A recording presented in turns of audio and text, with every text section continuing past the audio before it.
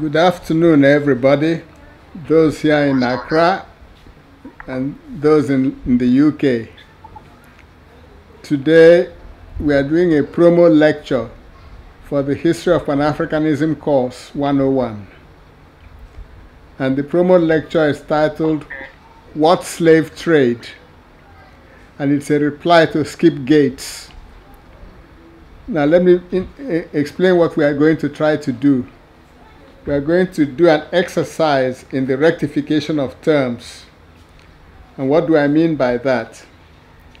Some of the terminology we use are not our own, and they don't present things from our point of view. And it is important that we begin to see the world from our own point of view. And in order to do so, we will take these conventional or orthodox terms and rectify them so that we substitute terms that reflect our interest as Black Africans. So this is the exercise. There's a whole lot of words that we need to change and use or substitutes that work in our interest. And the first one we are going to discuss is this one, the slave trade, so-called slave trade. Let me introduce by talking about why we need rectification of terms. Now, the way reality is perceived and acted upon depends crucially on how it is packaged, on the framework within which it is presented, and on the concepts and terminology used in presenting it. This is not an innocuous matter. For example, to teach a child that a snake is a rope is to program him for fatal risk, because if asked to pick up a rope, he may well pick up an adder from the ground and get bitten. Likewise, there's danger for a people who live in a dangerous world, which has been described neutrally or euphemistically or innocuously by their enemies. They would live in a world with a false sense of security, with a false consciousness of reality that could be dangerous to their survival. They would be like a child in a den of snakes who has been taught that snakes are ropes. Then take the case of the eagle, which has been taught that it is a chicken, or a sheep, which has been taught that it is a wolf. The eagle would leave its natural potential unrealized, while the sheep would be devoured by the genuine wolves if it confidently wandered into their midst. These are examples of how inappropriate descriptions are a great and practical danger and should be rectified. It has long been recognized from as far back as the time of Confucius that there is a general need for a periodic exercise in rectification of terms. And I'll quote a passage from Confucius' Analects. It goes like this. Sulu said, if the Lord of Y should left the administration of his state to you, what would you put first? And Confucius answered, if something has to be put first, it is perhaps the rectification of names. And Sulu replied, is that so? What a roundabout way you take. Why bring rectification in at all? And Confucius, the master, said, you, how boorish you are. Where a gentleman is ignorant, one would expect him not to offer any opinion. When names are not correct, what is said will not sound reasonable. When what is said does not sound reasonable, affairs will not culminate in success. When affairs do not culminate in success, rights and music will not flourish. When rights and music do not flourish, punishments will not fit the crimes. When punishments do not fit the crimes, the common people will not know where to put hand and foot. Thus, when the gentleman names something, the name is sure to be usable in speech. And when he says something, this is sure to be practicable. The thing about the gentleman is that he's anything but casual where speech is concerned. And that's from the Analects, chapter 13, verse 3. What Confucius is saying is this: when words go wrong, there is no limit to what else may go wrong along with them. For this reason, therefore, the gentleman is anything but casual where speech is concerned.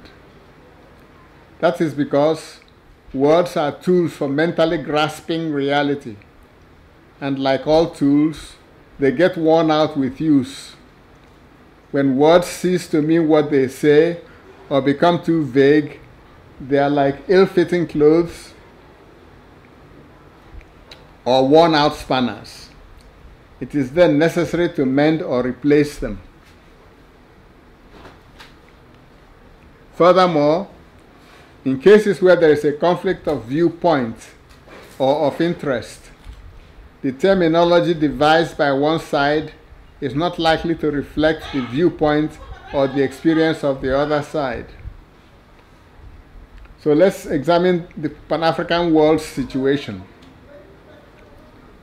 In the particular case of the Pan-African world, a black world which is trapped in a global structure of institutions, ideas, and terminologies set up by its white enemies, the need for a rectification of terms is acute. The rectification requires a redefinition or redescription of reality in our own terms, terms that convey our true experience and serve our interests. To illustrate the point, consider the following definition of racism, and I quote: "By racism, we mean ethnocentric pride in one's own racial group and preference for the distinctive characteristics of that group, belief that these characteristics are fundamentally biological in nature and are thus transmitted by succeeding generations, strong negative feeling towards other groups who do not share these characteristics, coupled with the thrust to discriminate against and exclude the out-group from full participation in the life of the community." That's from one of the papers given at Festac in 1977. Now, what's wrong with this definition? One, by not touching on the historical role of racism as the system, theory, and practice of white supremacy,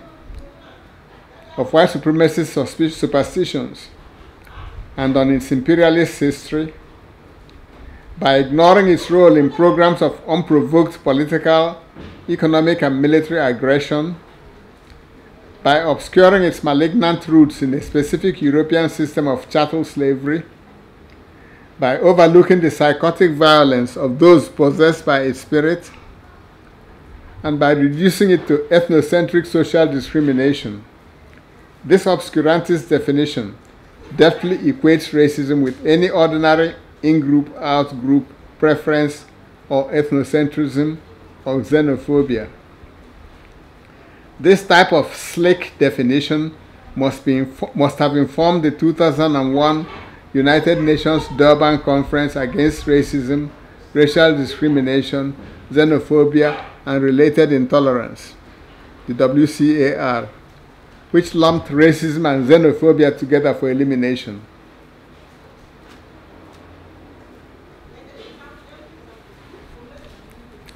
But there is much more to racism than in-group, out-group preference or xenophobia or ethnocentrism.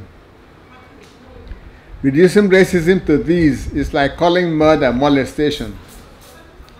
It is like saying that the Nazis molested the Jews they exterminated at Auschwitz.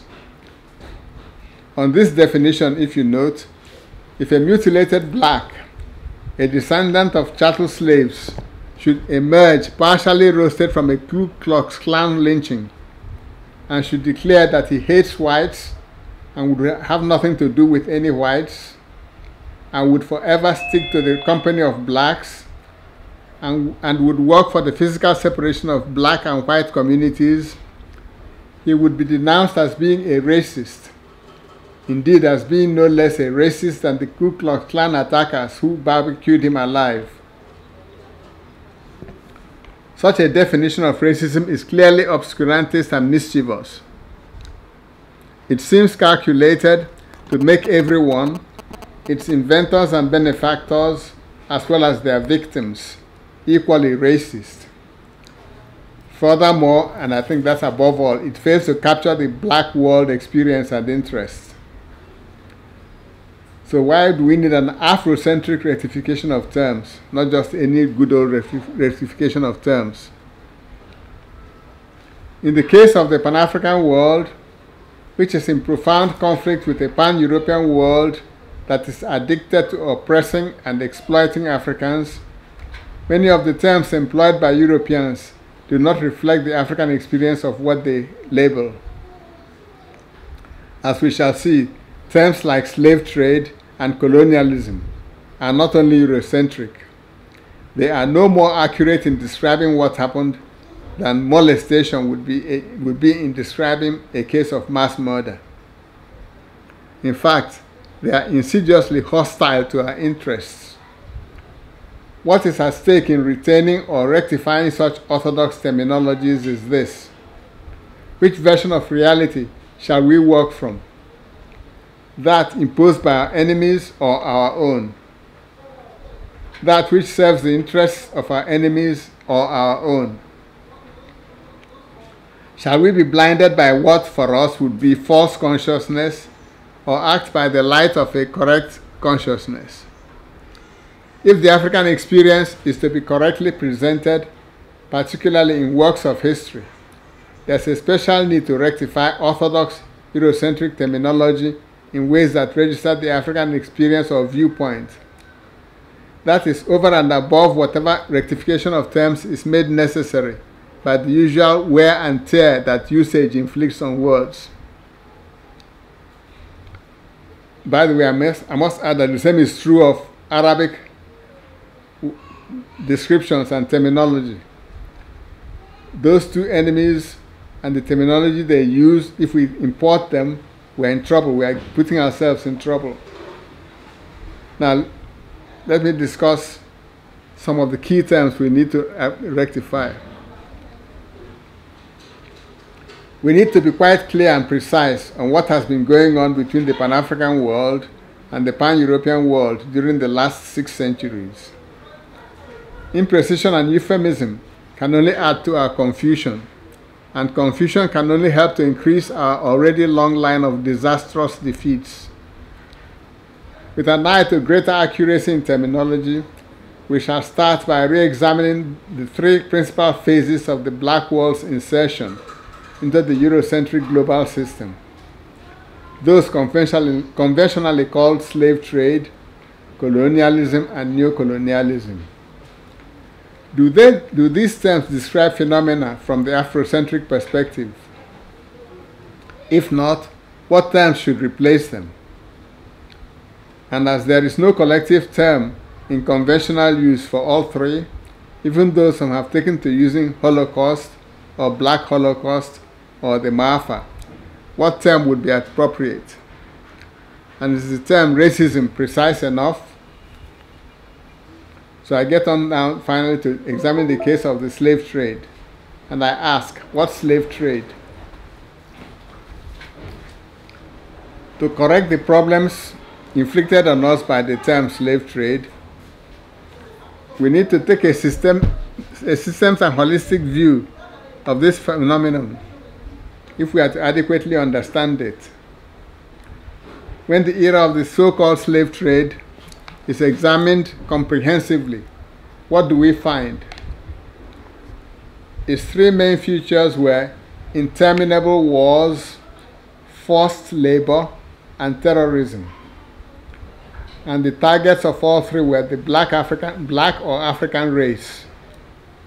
And the entire thing was organized by whites of European stock, and they were its principal beneficiaries. It was a system of war and violence on 4 continents and on their interconnecting seas. The war system operated in 3 zones.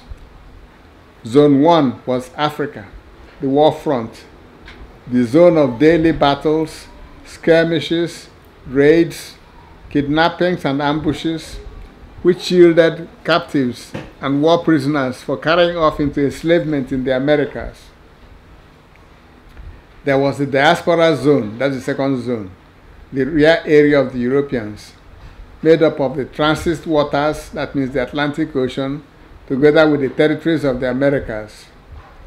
For the black war captive, this was the zone of permanent martial law and terrorism, especially on the plantations, mines, and slaveholding towns. It was the zone of forced labor, the gulags and Siberias of their time, the zone of daily resistance by the captives, and their occasional escapes, mutinies, and revolts, and of the brutal suppression of these. It is on record that there were some 250 revolts in the United States alone, an average of 1 a year for the era before emancipation. This zone was the zone of guerrilla wars between the maroon escaped slaves communities, hundreds of which existed at any one time all over the Americas, and the slave owner communities around them which sought to re-enslave them. It was also the zone of full-scale wars between the slave owner states and the liberation movements, as between France and its slaves in Haiti, or as between Portugal and its slaves in Brazil.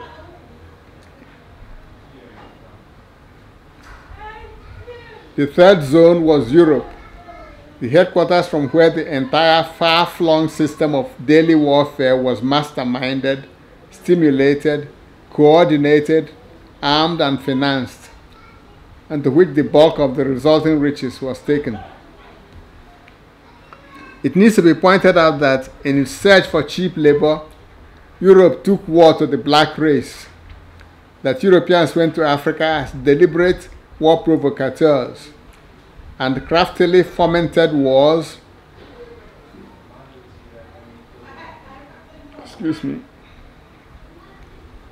and committed and suborned warlike acts in order to stimulate a harvest of war prisoners.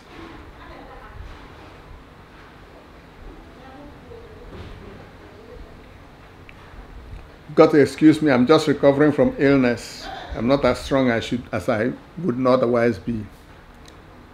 And this was how it all began, and I'm going to quote from the records. The captains of 2 of Prince Henry the Navigator's exploring caravels brought back with them to Lisbon in 1442 a dozen Africans, whom they had captured on the west coast in the course of a wholly unprovoked attack upon an African village. Further exploits of a similar kind followed.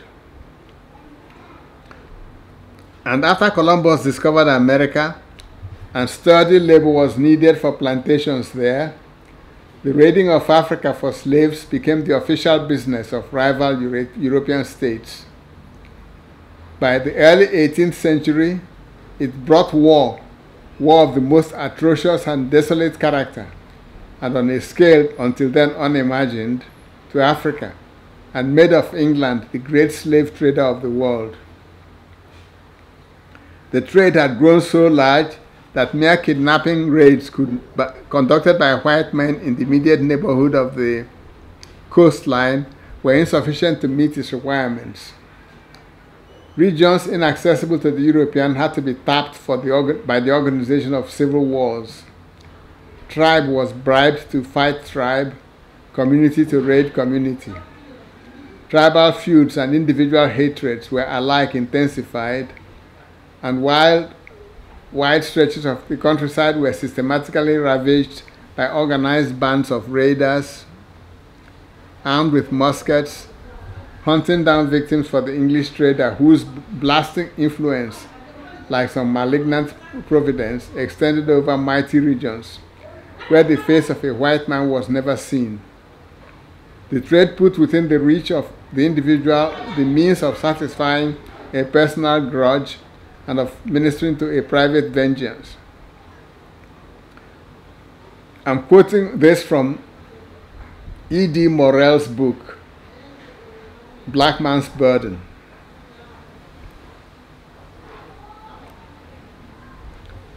In other words, what he's describing was inter-black warfare, which Europeans stimulated and orchestrated.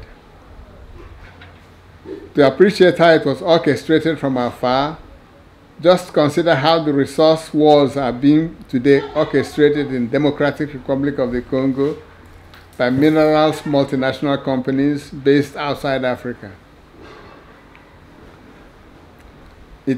That inter-black warfare of the slaving era yielded a steady harvest of war prisoners. The Europeans then carried this harvest into captivity across the waters and converted them into chattel slaves. It should be emphasized that while being carted out of Africa, the captives were not yet actually slaves. They were turned into slaves only after they had landed in the Americas, where the slave plantations received them and broke them in through torture and terror, and put them to toil under a system of state and private terrorism. For example, and I quote, "For 100 years, slaves in Barbados were mutilated, tortured, gibbeted alive, and left to starve to death, burnt alive, flung into coppers of boiling sugar, whipped to death."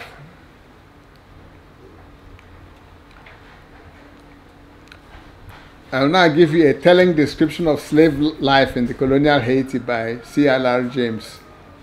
Quoting from his Black Jacobins, this is how the slaves were treated. The stranger in San Domingo was awakened by the cracks of the whip, the stifled cries, and the heavy groans of the Negroes, who saw the sun rise only to curse it for its renewal of their labors and their pains. Their work began at daybreak. At 8, they stopped for a short breakfast and worked again till midday. They began again at 2 o'clock and worked until evening, sometimes till 10 or 11. A Swiss traveler has left a famous description of a gang of slaves at work. There were about 100 men and women of different ages, all occupied in digging ditches in a cane field, the majority of them naked or covered with rags. The sun shone down with full force on their heads. Sweat rolled from all parts of their bodies. Their limbs, weighed down by heat, fatigued with the weight of their picks and by the resistance of the clayey soil, baked hard enough to break their implements, strained themselves to overcome every obstacle. A mournful silence reigned. Exhaustion was stamped on every face, but the hour of rest had not yet come. The pitiless eye of the manager patrolled the gang, and several foremen, armed with long whips, moved periodically between them, giving stinging blows to all who, worn by fatigue, were compelled to take a rest, men or women, young or old. This was no isolated picture. The sugar plantations demanded an exacting and ceaseless labor. The tropical earth is baked hard by the sun. Round every carrier of land intended for cane, it was necessary to dig a large ditch to ensure circulation of air. Young cane required attention for the first 3 or 4 months and grew to maturity in 14 or 18 months. Cane could be planted and would grow at any time of the year, and the reaping of one crop was a signal for the immediate digging of ditches and the planting of another. Once cut, they had to be rushed to the mill lest the juice become acid by fermentation. The extraction of the juice and manufacture of raw sugar went on for 3 weeks a month, 16 or 18 hours a day, for 7 or 8 months in the year. Worked like animals, the slaves were housed like animals, in huts built round a square planted with provisions and fruits. These huts were about 20 to 25 feet long, 12 feet wide, and about 15 feet in height, divided by partitions into 2 or 3 rooms. They were windowless, and light entered only by the door. The floor was beaten earth, the bed was of straw, hides, or a rude contrivance of cords tied on posts. On these slept indiscriminately mother, father, and children. Defenseless against their masters, they struggled with overwork and its usual complement, underfeeding. The Negro Code, in which Louis XIV attempted in 1685 to ensure them humane treatment, ordered that they should be given every week 2 pots and a half of manioc, 3 cassavas, 2 pounds of salt beef, or 3 pounds of salted fish. That's about food enough to last a healthy man for 3 days, and that's to be given them for each week. Instead, their masters gave them half a dozen pints of coarse flour, rice, and peas, and half a dozen herrings. Now, worn out by their labors all through the day and far into the night, many neglected to cook and ate the food raw. The ration was so small and given to them so irregularly that often the last half of the week found them with nothing. Even the 2 hours they were given in the middle of the day and the holidays on Sundays and feast days were not for rest, but in order that they might cultivate a small piece of land to supplement their regular rations. Hard-working slaves cultivated vegetables and raised chickens to sell in the towns to make a little, in order to buy rum and tobacco. And here and there, a Napoleon of finance, by luck and industry, could make enough to purchase his freedom. Their masters encouraged them in this practice of cultivation, for in years of scarcity, the Negroes died in thousands. Epidemics broke out, and slaves fled into the woods, and plantations were ruined. The difficulty was that though one could trap them like animals, transport them in pens, work them alongside an ass or horse, and beat both with the same stick, stable them, and starve them, they remained, despite their black skins and curly hair, quite invincibly human beings, with the intelligence and resentments of human beings. To cow them into the necessary docility and acceptance necessitated by a regime of calculated brutality and terrorism, and it is this that explains the unusual spectacle of property owners apparently careless of preserving their property. They had first to ensure their own safety. For the least fault, the slaves received the harshest punishment. In 1685, the Negro Code authorized whipping, and in 1702, one colonist thought any punishment which demanded more than 100 blows of the whip was serious enough to be handed over to the authorities.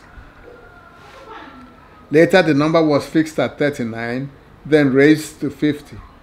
But the colonists paid no attention to these regulations, and slaves were unfortunately whipped to death. Now, I'm quoting this from C.L.R. James's Black Jacobins.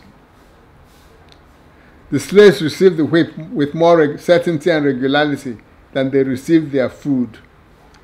It was the incentive to work and the guardian of discipline.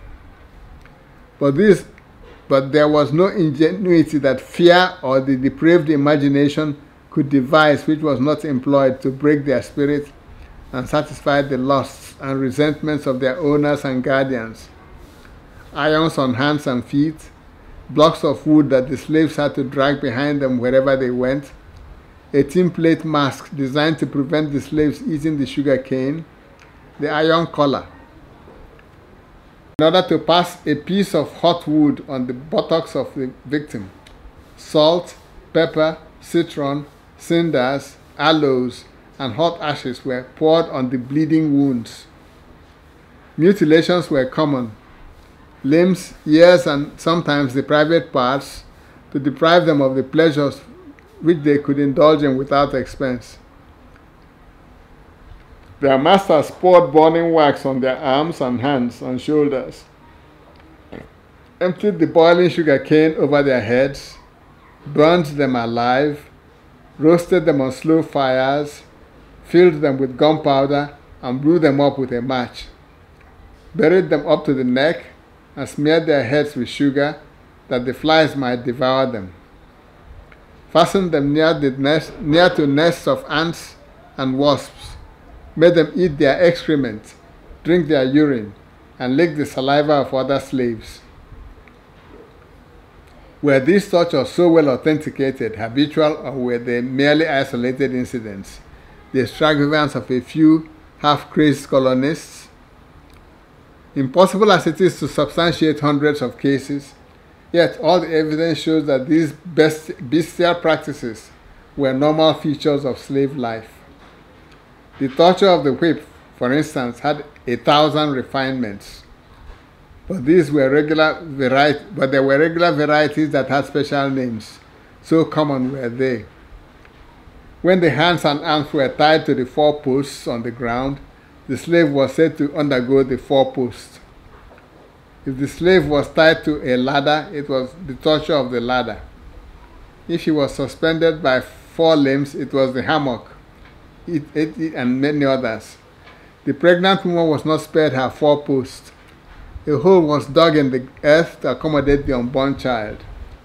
The torture of the collar was specially reserved for women who were suspected of abortion, and the collar never left their necks until they had produced a child. The blowing up a slave had its own name, namely, to burn a little powder in the ass of a nigger. Obviously, this was no freak but a recognized practice. C.L.R. James continues, reporting on his visit in 1790 to San Domingo, de Wimpfen states that not one article of the Negro Code was obeyed. He himself had sat at table with a woman, beautiful, rich, and very much admired, who had had a careless cook thrown into the oven. Given their existence under such torture and terrorism, it is not surprising that in Haiti, the average lifespan after being sold into slavery was about 7 years. This great death rate did not perturb the slave masters. The slaves could readily be replaced by fresh imports. A colonist never hesitated at the mutilation, the torture, or the murder of a slave, which had cost him thousands of francs. The Ivory Coast is a good mother was a colonial proverb. Slaves could always be bought, and profits were always high. That's from C.L.R. James' Black Jacobins. Now I ask, did the Nazis in their concentration camps or the Stalinists in their forced labor gulags go this far in barbarism and bestial atrocity? Thus, the Americas were for 4 centuries, from Columbus's arrival in 1492 to the last act of emancipation there in Brazil in 1888, the Americas was a vast forced labor camp for the transported black captives and prisoners of war. A forced labor camp vaster than Siberia with all its gulags. In the eyes of the operator of this war system, these captives were chattel, things excluded from humanity and from the polity, the legal equals of cattle and pigs and pots and pans. In the eyes of these Europeans and of their most Christian law, every black was chattel, either chattel in stock or ready, or chattel in the wild awaiting capture. All blacks were livestock, beasts of burden to be hunted, corralled, marched to the market, bought and sold, broken and terrorized into labor and submission, tamed and stripped of human culture, and then worked to death and replaced by another breathing black too. Now, seen in its totality, this was a vast war on the black African or African race. That was a war that was most cunning in its grand strategy. In Africa, the first zone, Europeans made war on blacks by inducing blacks to make war on one another. It was divide and conquer at its devilish worst, applied to an entire black race on the vast African continent by a well-disguised white hand manipulating things from afar.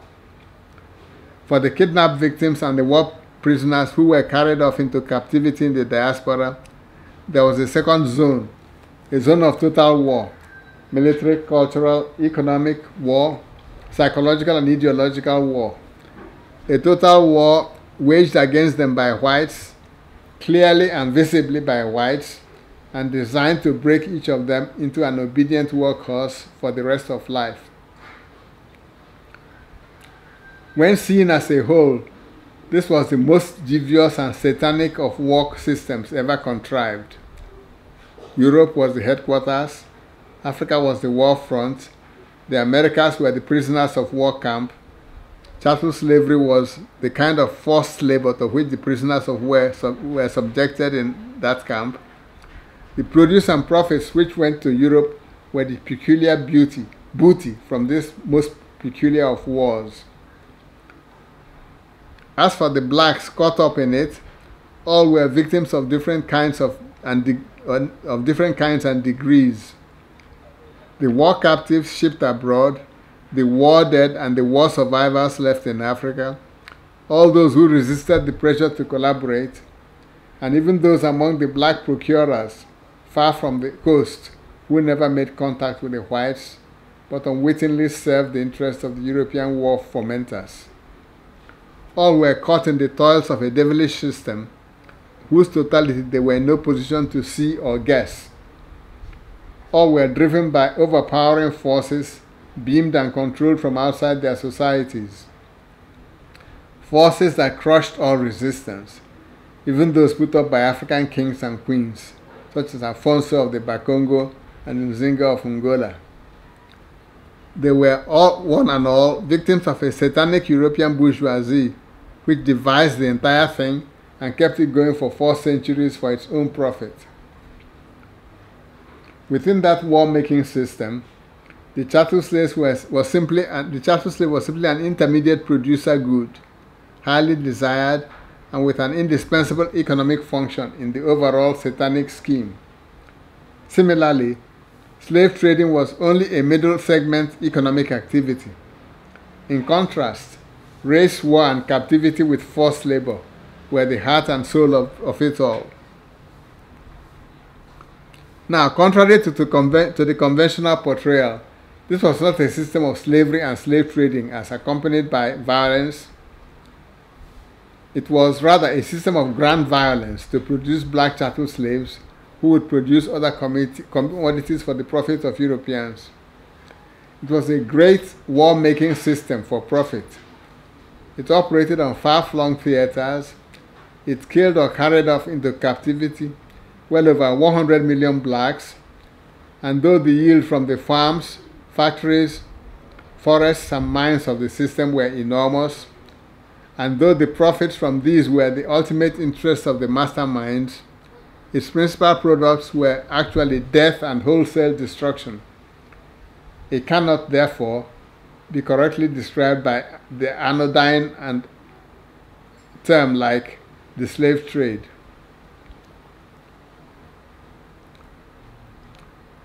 It is much like World War II. Despite the enormous economic output which sustained that war, the killing and destruction was the main feature of the phenomenon. To name it by one or other of its economic aspects would be a euphemistic misnaming of a whole by the name of one of its parts.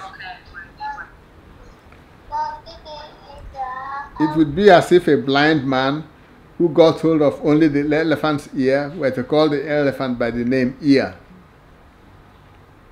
And now, And most importantly for us of the black world, what name should this entire part of our past bear so as to correctly reflect our experience of it?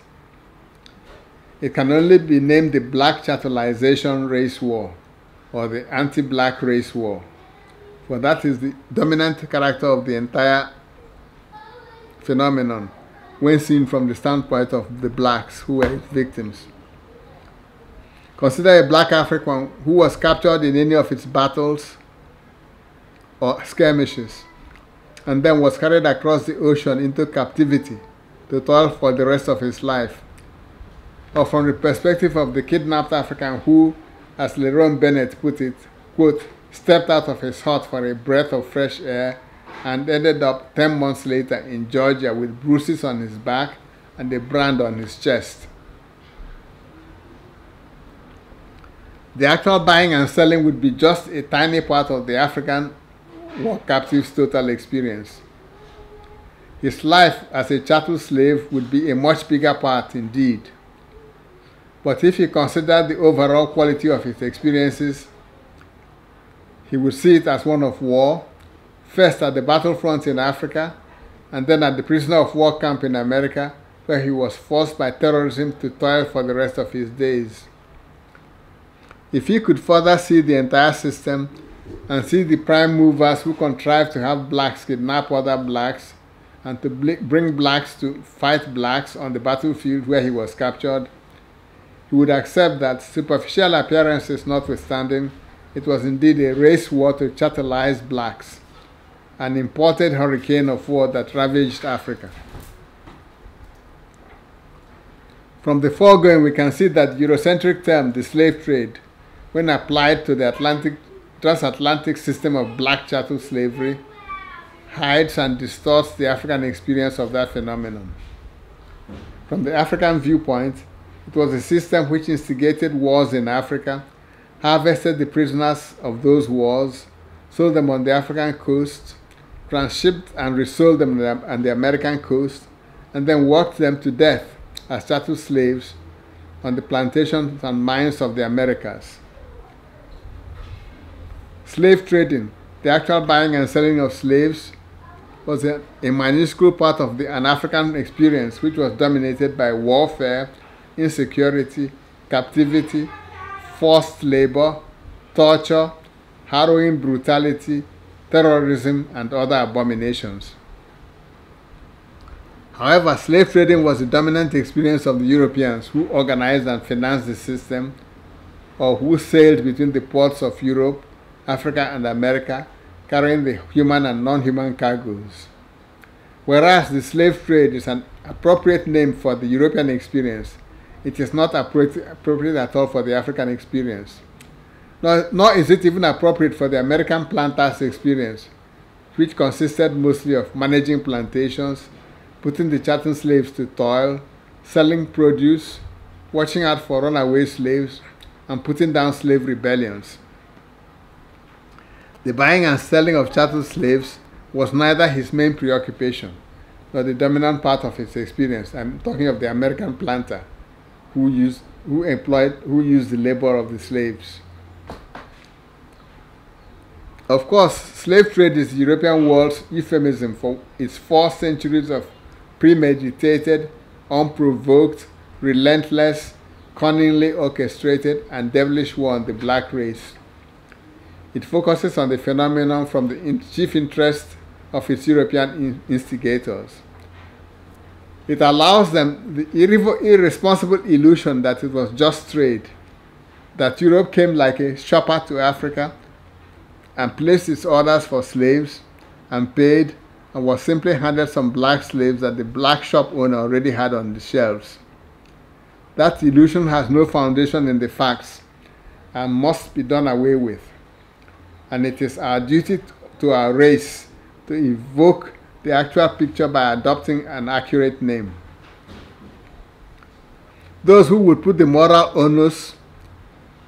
blame on Africans for the slave trade should be reminded of how the Europeans procured coolies from China in the 19th century, right after they had, with deafening moral self-congratulation, giving up the African slave trade.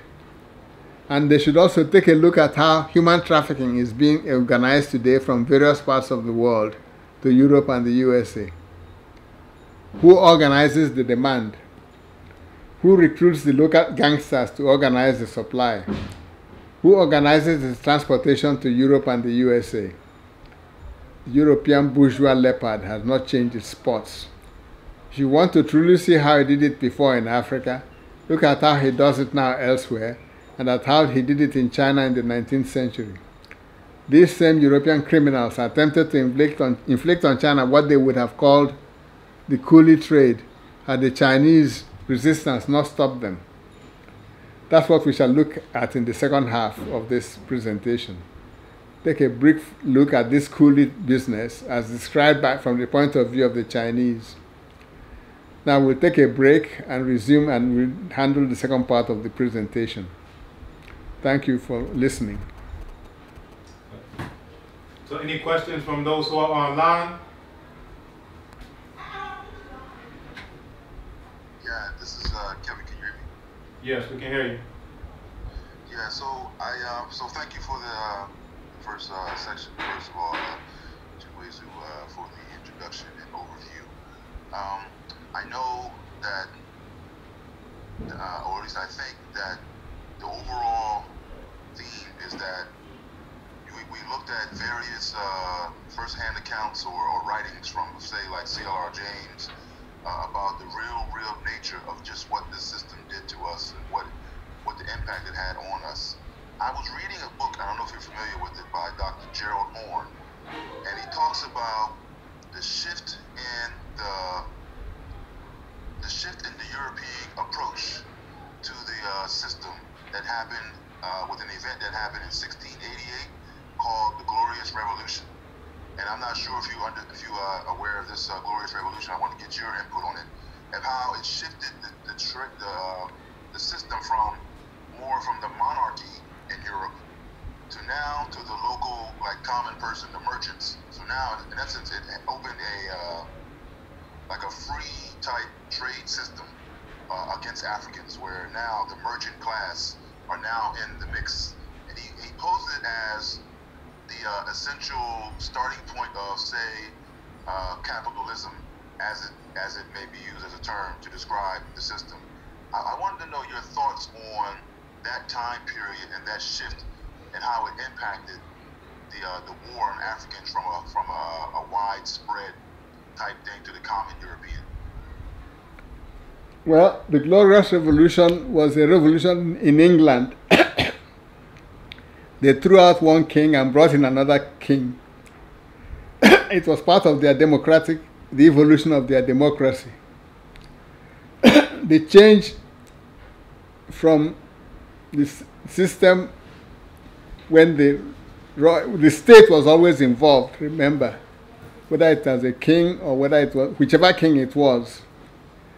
The state licensed all the trading companies that came to Africa. Usually had state patronage or state license. For instance, John Hawkins was working for one of those state companies. I can't remember the names of many of them, but we'll get to them later in the second half of the presentation. All that happened was that, of course, the states, those who did the actual work of coming to Africa, of organizing it, were in the city of London, for instance, in the case of the English, or in Paris, in case of Paris and Nantes and all those places in France, or those in Holland were in Amsterdam.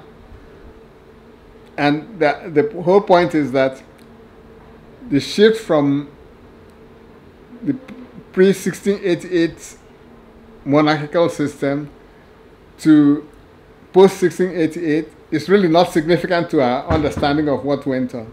The system went ahead as it had started. All that happened was it's like a change of presidents. Doesn't change the policy of the United States. You go from, who was it that was before Obama? Bush. George Bush, you go to Obama, you go to Trump. The basic organization of American economy doesn't change. The same happened. The Glorious. I don't know why. I haven't read that book, but I wonder why. If you have summarized him correctly, why he thought it was an important switch. I'm not aware of any such switch because it was business as usual, regardless of whether Parliament had changed the king or not. So all I can, in summary, let me say that I don't see that what happened there was the Glorious Revolution, so-called, had much of an impact on the nature and methods of the transatlantic slaving system. The merchants were always there under the monarch, under the earlier system, and they remained after the Glorious Revolution. So I'll have to read the book to know what point he's making, because from a general consideration of the history, it's an obscure difference. I hope that at least that gives you my view. And I have a second question. If no one else has a question, okay. So the point you made about the manipulation and the coercion of the pitting one African against another African in terms of how they manipulated the war against us, and how we, were tricked into really, either you go capture those Africans or we're going to capture you kind of system. I want to know to what extent that the prior Eurasians that were here, in other words, the Arabs, and the advent of Islam, weakened the African nation to a point where they were vulnerable for the next wave of Eurasians to come in and impact that system. Well, the answer to that is quite straightforward and simple. Much of West Africa, of the west coast of Africa, did not experience much of the Arab so-called slave trade until maybe by the 19th century. The bulk of the capturing and exporting from the west coast of Africa, from Senegal to Angola, was basically the European enslavement. I don't see any evidence that the societies were weakened by the Arab case to make it possible for the Europeans to play the game they played. The game the Europeans played was quite straightforward, and I'll touch upon that later in the second half, which is they come to a place, and there are two villages or two chiefdoms that are having a dispute, and what they offer them is they meddle in the dispute, and they tell one side, look, you are fighting that village. Here I've got some guns which can help you defeat the other village. But my price for giving you the guns is that when you win the war, you bring me the captives from the other village. If you don't agree to that, they'll go to the other village and tell them the same thing until one of them agrees to take the guns.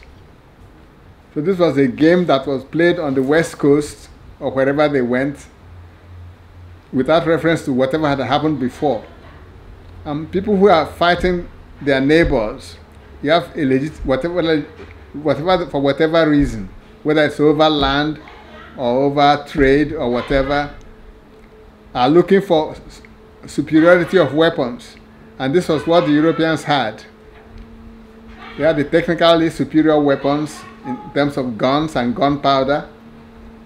And anybody who was faced with that choice would have a hard time refusing to take the weapons that would help him win, because they were going to war anyway. In the second half, I'll describe it as the devil's choice that they gave to the Africans. So this was the heart of the matter. It wasn't that they were weakened before all that came. However strong you were, when you're faced with that choice, what do? Do you say, oh no, I'm not going to take the weapons and fight my enemy neighbor? So we'll get to that question later, but long and short of it is that the notion that we were weakened for the European to be able to do what they did doesn't seem to make sense. It doesn't seem to be reflected in the records, because the procedure was totally independent of any weakness or strength that we had. I think I'll leave it at that. All right, any other questions for those online? Anybody online? Yeah, they just were able to connect. That's at Lion House. Yes, any other questions from those online or from those at Linehouse? Greetings, Zaja Kwaku. I don't know if I have a question. I just want to get a clarification on the last little conversation. I'm understanding that the Arab slave trade weakened us prior to the Europeans getting involved. And what I'm understanding is that we were already fragmented and fighting against each other, and that allowed the Europeans, just made it easier for them to continue what the Arabs already started. Is that a good understanding of it? I came in late, so I missed some parts of what you said, Barbara. But I just want to get good understanding on this whole phenomenon. Well, what I can tell you right now is that I don't know where you got those notions, but they are not represented in the facts. The Arab case is clear on its own, and there's no evidence of the kind of weakening that you are postulating. Europeans came and started their own process on the west coast of Africa. The Arabs had their own process, mostly on the Sahelian zone and in East Africa. And the two systems were independent until, say, the 19th century. Each did its havoc on the part on which it was concentrated. The Sahelian belt and the east coast of Africa was the zone of the Arab slaving system. The western coast of Africa was the zone of the European trading system until the 19th century, when the Europeans subordinated the Arab slaving system to their own, made it a subgroup, a subsection of their own. So there's enough of the Arab case that we don't have to attribute to them what they didn't do if we are to be factual. Okay. Gotcha. If I can also, oftentimes the sacking of Al-Dabros by the Almoravids and basically Arab Islam fundamentalist type of thing. So even though nominally portions of Ghana were considered to be Muslim, that the understanding is that when the Almoravids came in, they came as basically a jihad, and we're talking about 1076. And I'm not entirely sure if that's where this question is coming from, but let's say if you have a strong power like Ghana and all of the subsidiaries that are underneath Ghana, that Ghana's strength may be able to prevent things from going on. I'm aware that the Portuguese first tried to go into the Senegambia River, but were repulsed by, I believe it was the last remnants of what was often referred to as Songhai, and that's why they decided to come around, and then they eventually hit what we now know as Ghana, but they were actually trying to come into the hinterland, raid for enslaved Africans themselves. So all of that is to say, and again, those who have asked the question can confirm if this is where they're coming from, but basically the sacking of powers such as Ghana, so forth and so on, due to these jihads, may have weakened to the point where there may have been a stronger resistance, like a major superpower in the area that may have been able to perhaps do better than the actual historical record attested, with the tiny fragmentation of the remnants of some of these places. The point is a detail that people need to be aware of. There's nothing strange about neighbors fighting neighbors. It's part of human history. The Chinese were fighting the Chinese for centuries, for millennia, until China was unified. The notion that we were first united and then disunited is false back. Europeans were fighting Europeans for centuries, for millennia. It is normal for countries or societies that are neighbors to have disputes, and these disputes get settled by war. Part of the terminology we need to change is this concept of Africans selling Africans. It's not part of this particular presentation, but I'm glad the question makes it relevant. If you translate that to saying Ashanti fought a war with Dahomey and captured slaves and took captives and sold them away. You are talking of Ashanti selling captives from Dahomey. If you use the language Africans, enslaved Africans, it sounds as if there's something unique about it. But if one state fought a war with another state and took captives and sold them as slaves, you have a different perspective on the matter. It's not as if there's something peculiar about Africans in selling one another. Chinese sold Chinese as slaves, Chinese from one part or one state, either massacred or sold those we will call Chinese today from another part of China. Europeans were doing the same among themselves. So there's nothing strange about it. It's just that our terminology needs to be more accurate and detailed. So instead of saying Africans sold one another, you say one village in Africa fought a war with another village near it and took captives and sold them.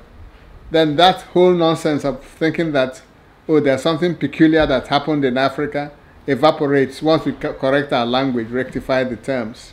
I have a question that was, looking for clarity on theirs. Mm-hmm. My own question is, in terms of rectification of terms, that you've mentioned several times prisoners of war.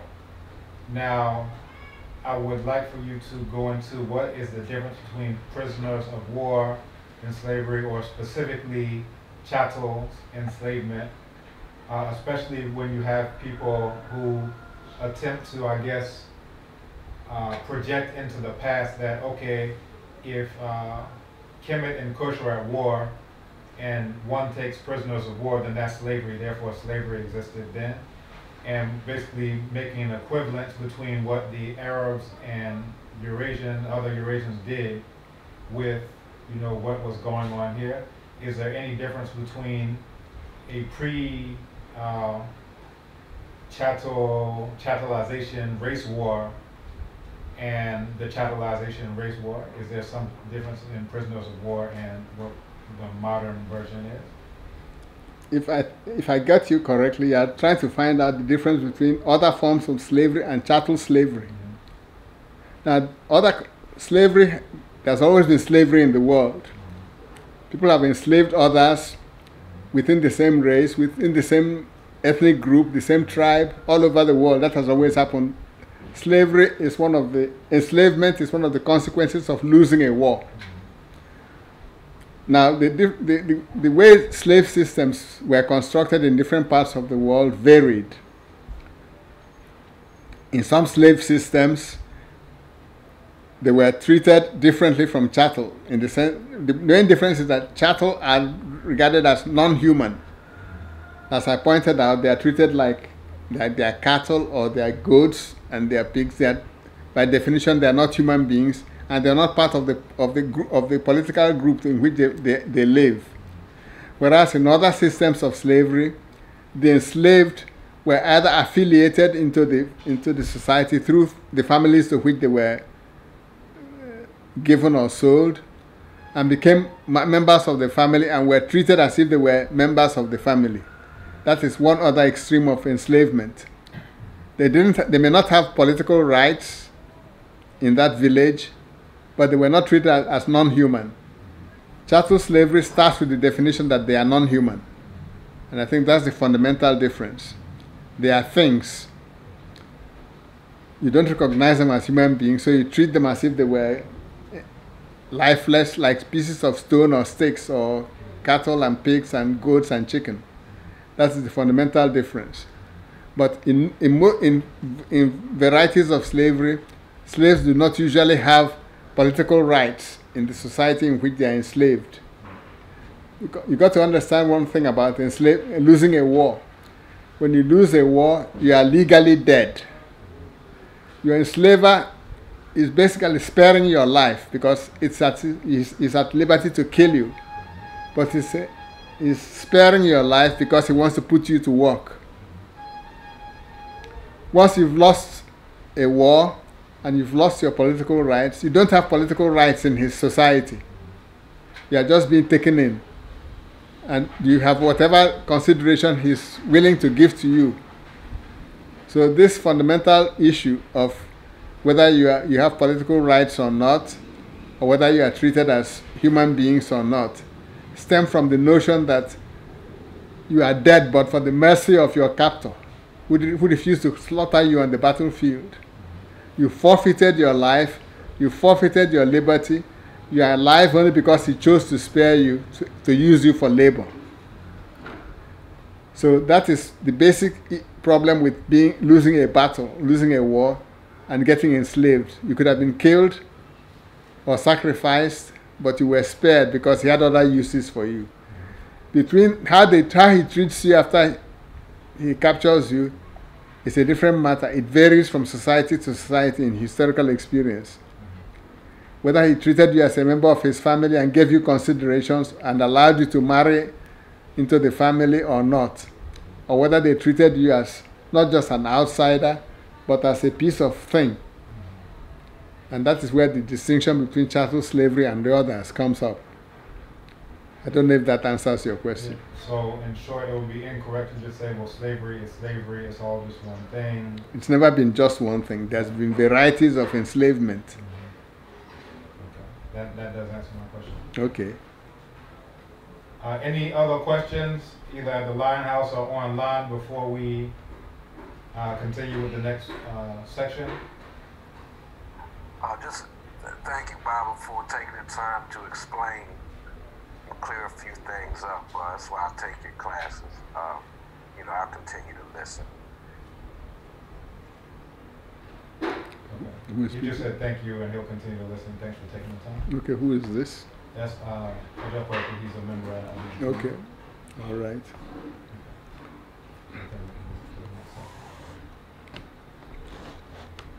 Well, I'll have a little drink of water before I start.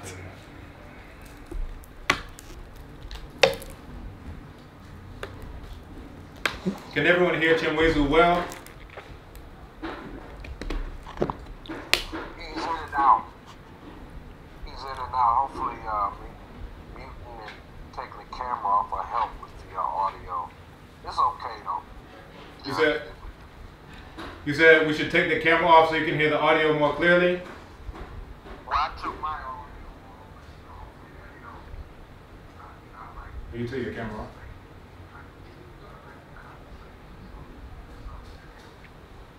The people in Lion House hearing? Others can hear okay? Are the people at Lion House able to hear clearly?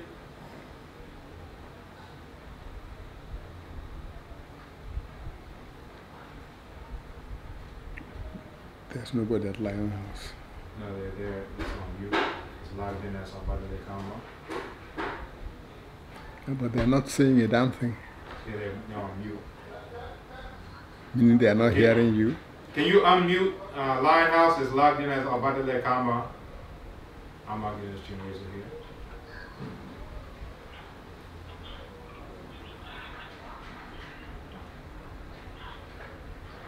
here. You cannot unmute them.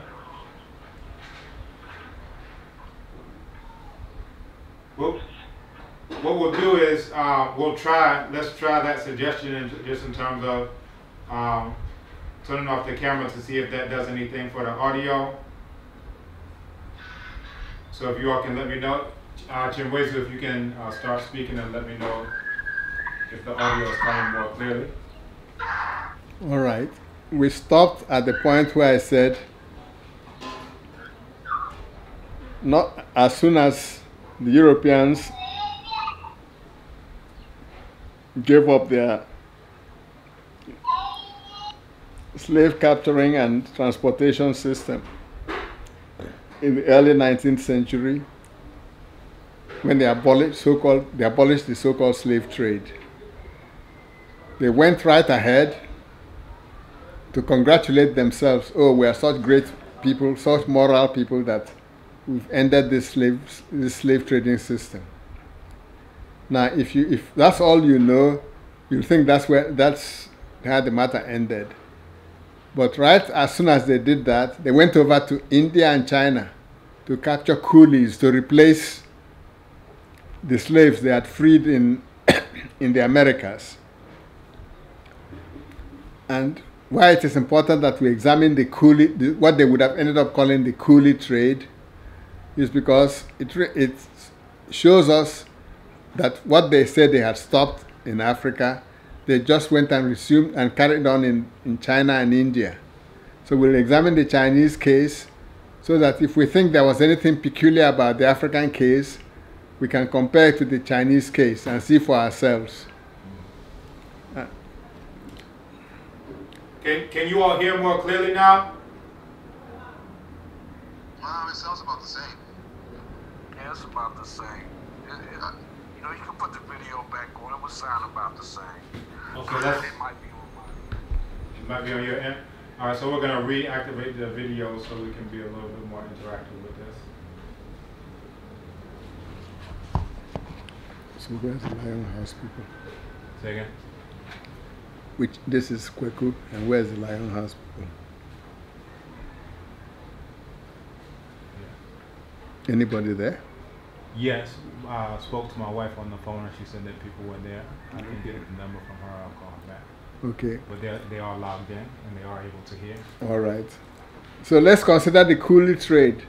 You don't take my word for it. I'm going to read the Chinese description of the coolie trade as they experienced it. And you should listen carefully to see if it was in any way different from what happened in Africa on the transatlantic side of the European slaving system. And I'm quoting, "With foreign capitalism undermining China's social economy, the contradiction between the forces of aggression and the Chinese people deepened. The 5 trading ports became the basis for capitalist aggression against China." When I talk about these 5 trading ports, after the Opium War, they forced the Chinese to open up to give them some of the ports on the coast of China as trading ports where they could build factories and trading stations and trade with the Chinese. Now the 5 trading ports became the basis for capitalist aggression against China. Foreign war vessels frequently sailed in and out of these ports or anchored at them. Foreign gangsters and adventurers gathered in these places where robbery, murder, and other crimes were common occurrences. Worst of all was the traffic in indentured labor. In Shanghai, Amoy, Swatow, Nanao, or Eastern Guangdong, Canton and Macau, British, US, French, Spanish, and Portuguese gangsters used deception or intimidation to seize or kidnap Chinese laboring people, the so-called coolies, and ship them to North and South America, the West Indies, Africa, and other places to do heavy labor. The traffickers also recruited local gangsters throughout the country to be their agents and get hold of more and more Chinese laborers to sell. Thus, the British consul, Sir Rutherford Alcock, said in a report that in Canton, and they quote, "When no man could leave his own house, even in public thoroughfares and open day, without danger of being hustled under false pretenses of debt or delinquency, and carried off a prisoner in the hands of crimps, to be sold to purveyors of coolies at so much a head, and carried off to sea, never again to be heard of. The whole population of the city and adjoining districts were aroused to a sense of common peril. In Shanghai, even some working people who came into the foreign concessions to sell farm produce were seized by British traffickers. The vessels which shipped the kidnapped Chinese laborers out of China, floating hells as people called them, were fully armed. The laborers were closely confined in poorly ventilated steerages. This and other forms of inhuman treatment led to a death rate at sea of as high as 45%. Many more died from their suffering after arrival at their destinations. The survivors did forced labor and were subjected to ruthless enslavement and exploitation. That's what the Chinese, that's the Chinese description of their experience of the way the Chinese coolies were captured, transported, and worked in the Americas or wherever the Europeans took them to. Now, there's not much of any difference between that and what had happened in the African case for the previous centuries. In concluding, I should point out that the description of the slave trade as war is not new. I talked of the chattelization war. Now, seeing the so-called slave trade as war is not new. It was so described, even in its heyday, by no less a person than Thomas Jefferson, who called it, and I quote, a cruel war, a piratical warfare. And here's the description of what Jefferson did. Thomas Jefferson's original draft of the Declaration of Independence contained the following accusations against George III of England. Quote, he has waged cruel war against human nature itself, violating its most sacred rights of life and liberty in the persons of a distant people who never offended him, captivating them and carrying them into slavery in another hemisphere, or to incur miserable death in their transportation thither. This piratical warfare, the opprobrium of infidel powers, is the warfare of the Christian king of Great Britain. At the request of the delegates from South Carolina and Georgia and some slave-trading New England states, this accusation was deleted from the Declaration of Independence. Now, from the foregoing, the Eurocentrically named slave trade was indeed the transatlantic system of black chattel slavery and should correctly and Afrocentrically be called the Black Chattelization Race War, 1442 to 1988. We should, if we wish to be accurate, desist from calling it the slave trade. This corrected description has implications for issues like reparations and the distribution of moral responsibility for the terrible system. Now, I've raised the question, who benefited from this black chattelization war? Among the main enterprises that carried out the buying, transportation, and selling of the African captives were the British Royal African Company, the Dutch East India Company, the Dutch West India Company, the Danish Guinea Company, the Swedish Africa Company, the French Senegal Company, etc., etc. These companies were organized or chartered by European governments. That's what I was mentioning earlier about state licensing. There were also private companies licensed by the government, such as the London-based Company of Adventurers to Guinea and Benin. They all invested their earnings in their respective countries and made immense gains.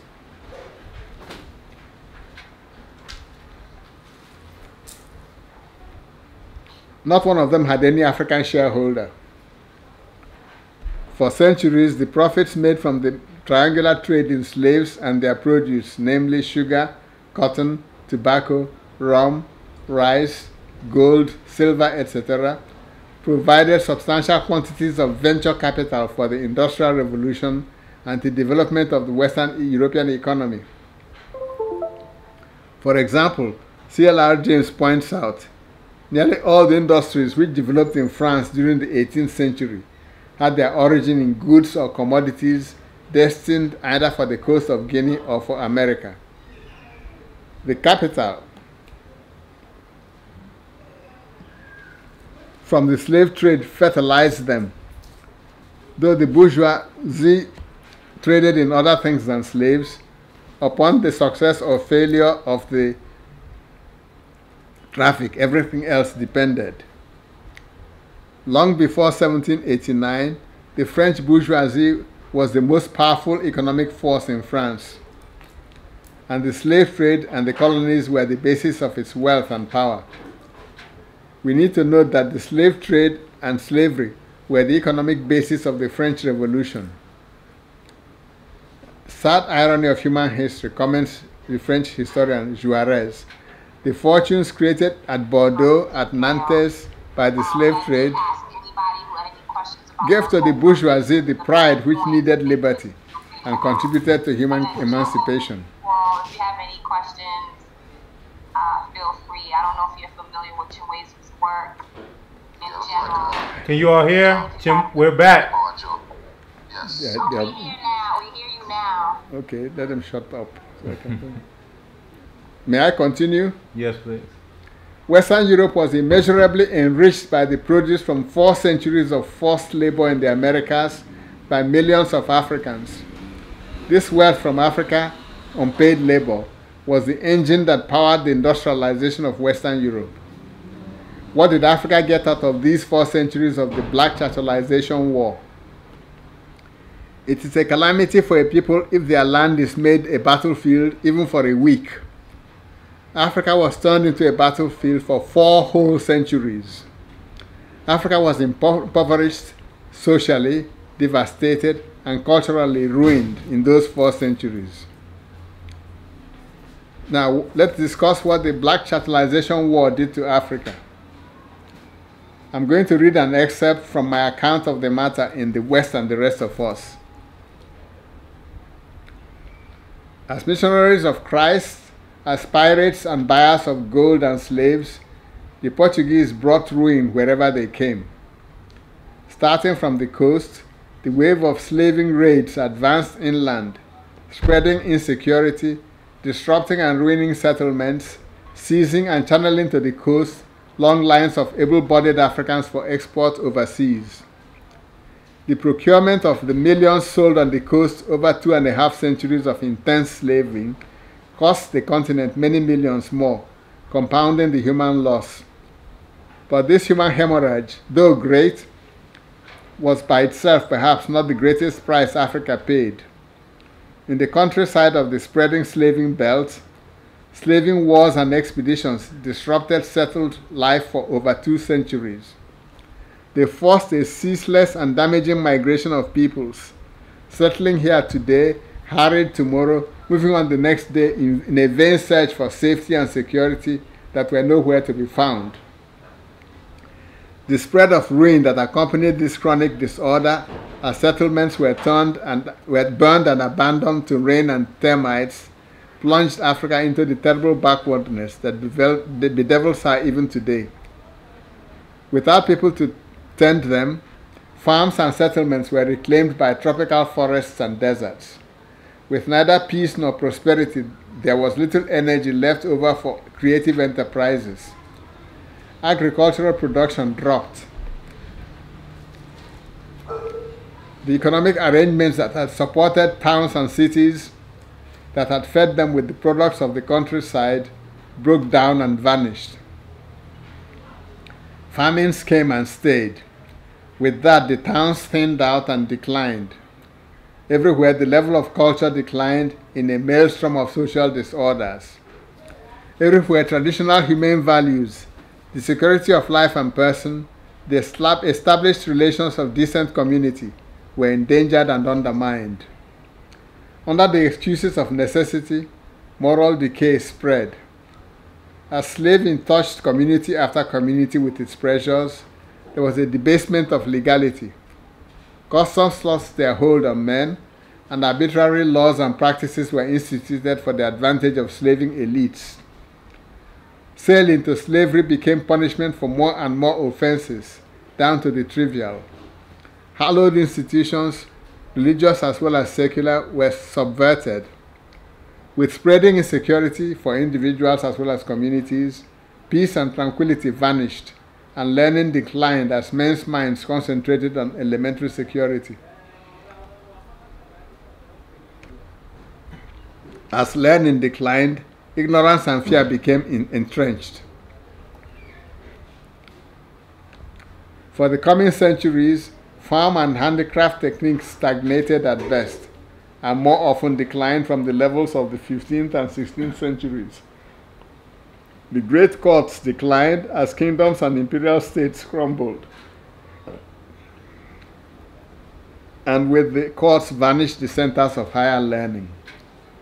The universities of Jenne and Timbuktu had attained renown long before the 15th century. At the end of the 16th, ruin fell upon them. Their scholars dispersed, never to gather again after the collapse of Songhai. But then, between them and the new African universities of today, there would come a wasted gap of 3.5 centuries, during which knowledge degenerated into esoteric mysteries, magic reigned, and there flourished a rank trust in the potency of ritual. The social pulverization brought about by slaving resulted in the minute fragmentation of African polities. The slow unification of diverse peoples which the imperial states of classical Africa had fostered had been stopped. As the 16th century kingdoms and imperial states disintegrated, they fragmented further and further under the impact of slaving, and were pulverized into a jigsaw puzzle of small, mutually hostile peoples. With all this fragmentation, the arteries of cultural transmission were broken off or blocked. As the imperial institutions that had accumulated cultural inheritances broke down, vital cultural legacies were lost. Everywhere, instead of growth continuing on old established foundations after a period of stagnation, new beginnings had to be made. Where Rome had absorbed her barbarian invaders from northern Europe and had bequeathed her achievements to them, it would not be so with Songhai.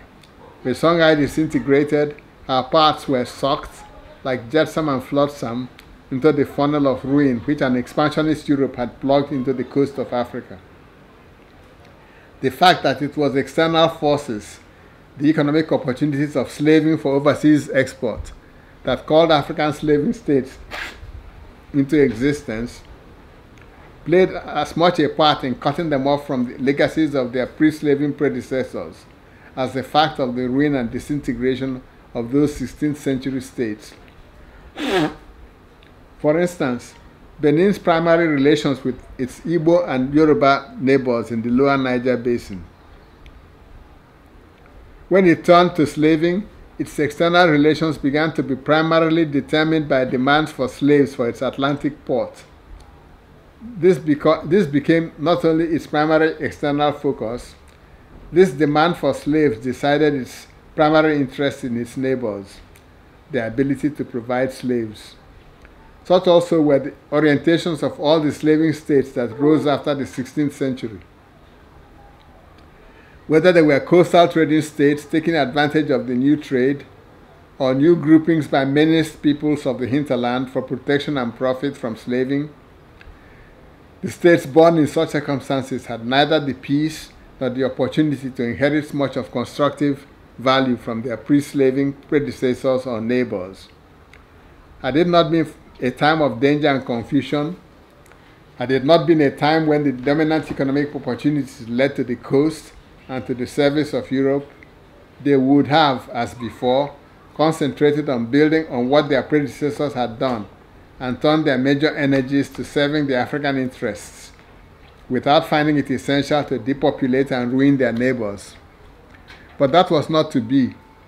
A fatal page of history had been turned. The new slaving states were not only cut off from the gifts of their African pre-slavery predecessors, worse still, they were created on a historical stage on which the play of African initiative was severely limited to meeting the demands of Europe. They were called into being and existed exclusively to supply slave labor to for European economic development.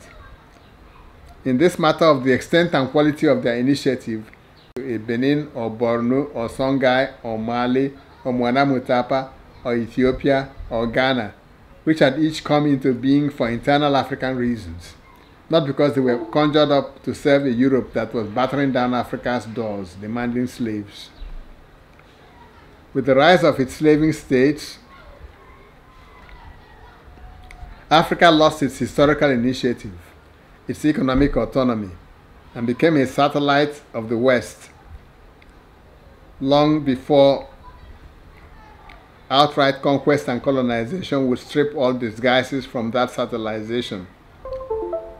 Because of the confusing times in which these slaving states were created, because they were palsied by the ruin-spreading trade on which they were based, these carrion states produced little of note, save state machines that dispensed ruin and peddled instability.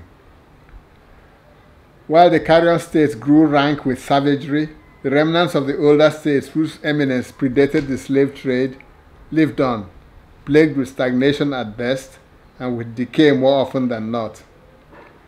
Without vitality to generate new thoughts and culture-enhancing action, cut off from the currents of new ideas that were transforming 17th and 18th century Europe, by the decline of the transatlantic trade and of communications to the north, and the barrier of coastal trading states to the south, these older states of the African hinterland drifted into military, commercial, technological inferiority with respect to Europe and its diaspora. When in the 19th century European travelers visited them, even those of them that had best survived decay were specimens frozen for 3 centuries, fossils out of the 16th century, left behind in feudal isolation by an industrializing world. Not only had they declined from their 16th century past, they had by the 19th century been thoroughly outstripped in power and prosperity by a Europe that had profited immensely from the very disasters that had crippled Africa. One measure of Europe's profit and Africa's loss from these 4 centuries of the black chattelization race war is the change in Europe's view of Benin Kingdom. In 1602 it was respectful. By 1897 it had become contemptuous. And I'll quote accounts that will show that. A Dutch account of 1602 says of Benin, and I quote, "The houses in this town stand in good order, one close and even with the other, as the houses in Holland stand. This town seemeth to be very great when you enter it. You go into a great broad street, not paved, which seemeth to be 7 or 8 times broader than the Warmo Street in Amsterdam, which goeth right out, and never crooked. And where I was lodged with Matthews Cornelison, it was at least a quarter of an hour's going from the gate, and yet I could not see the end of the street. When you are in the great street aforesaid, you see many great streets on the sides thereof, which also go right forth, but you cannot see the end of them, by reason of their great length. A man might write more of the situation of this town, if he might see it as you may see the towns of Holland, which is not permitted there, by one that always goes with you. Some men say that he goeth with you because you should have no harm done to you, but yet you go no further than he will let you. The king's court is very great, within it having many great 4 square plains, which round about them have galleries, wherein there is always watch kept. I was so far within the court that I passed over 4 such great plains, and wheresoever I looked, still I saw gates upon gates to go into other places.